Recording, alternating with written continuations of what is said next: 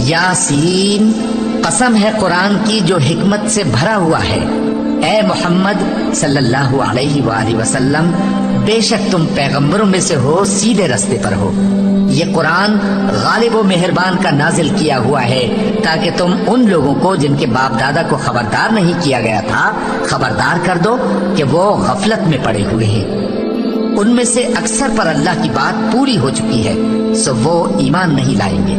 ہم نے ان کی گردنوں میں طوق ڈال رکھے ہیں اور وہ ٹھوڑیوں تک پھنسے ہوئے ہیں، تو ان کی گردنیں اکڑی ہوئی ہیں، اور ہم نے ان کے آگے بھی دیوار بنا دی اور ان کے پیچھے بھی، پھر ان پر پردہ ڈال دیا تو یہ دیکھ نہیں سکتے،